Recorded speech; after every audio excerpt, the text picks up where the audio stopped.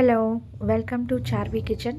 ಇವತ್ತು ನಾನು ಅನ್ನಕ್ಕೆ ಎಷ್ಟು ಲೋಟ ನೀರು ಹಾಕಬೇಕು ಅನ್ನೋದು ಹೇಳ್ಕೊಡ್ತೀನಿ. ಸೊ ಇದು ಬಿಗಿನರ್ಸ್ಗಾಗಿರುತ್ತೆ. ಸೊ ಕೆಲವರು ಒಂದು ಲೋಟಕ್ಕೆ ಎಷ್ಟು ನೀರು ಹಾಕೋದು, ಜಾಸ್ತಿ ಹಾಕಿದ್ರೆ ಮುದ್ದೆ ಆಗಿಬಿಡುತ್ತೆ, ಕಮ್ಮಿ ಹಾಕಿದ್ರೆ ಮುಳ್ಳಕ್ಕಿ ಆಗಿಬಿಡುತ್ತೆ ಅಂತ ಅಂತಾರೆ. ಸೊ ಈಗ ನೋಡಿ, ನಾನು ಇದಕ್ಕೆ ಒಂದು ಲೋಟ, ಆ ಲೋಟ ಆಗೋಷ್ಟು ಅಕ್ಕಿನ ಹಾಕ್ಕೊಂಡಿದ್ದೀನಿ. ಸೊ ಇದನ್ನು 2-3 ಸರಿ ತೊಳ್ಕೊಂಡಿದ್ದೀನಿ ಕೂಡ. ನೆಕ್ಸ್ಟ್ ಇವಾಗ ಅದೇ ಲೋಟದಲ್ಲಿ 2 ಲೋಟ ಅದ್ರ ತುಂಬ ನೀರು ಹಾಕ್ಕೊಬೇಕು. ಒಂದು ಲೋಟ ಹಾಕ್ತಾ ಇವಾಗ ಇನ್ನೊಂದು ಲೋಟ, ಇವಾಗ ಇದ್ರ ಮೇಲೆ ಒಂದು ಸ್ವಲ್ಪ ಒಂಚೂರೇ ಚೂರು ಅಷ್ಟನ್ನ ಹಾಕ್ಕೊಂಡು ಸಾಕು. ಇಷ್ಟು ನೀರು ಹಾಕಿ ಇದಕ್ಕೆ ಸ್ವಲ್ಪ ಉಪ್ಪು ಹಾಕಿ 2 ವಿಸಿಲ್ ಓಡಿಸಿದ್ರೆ ಗರಿ ಗರಿಯಾಗಿರೋ ಅನ್ನ ರೆಡಿ ಆಗುತ್ತೆ. ನಾನು ತೋರಿಸ್ತೀನಿ ನಿಮಗಿವಾಗ. ನೋಡಿ, ಈಗ ನೋಡಿ ಎಷ್ಟು ಚೆನ್ನಾಗಾಗಿದೆ.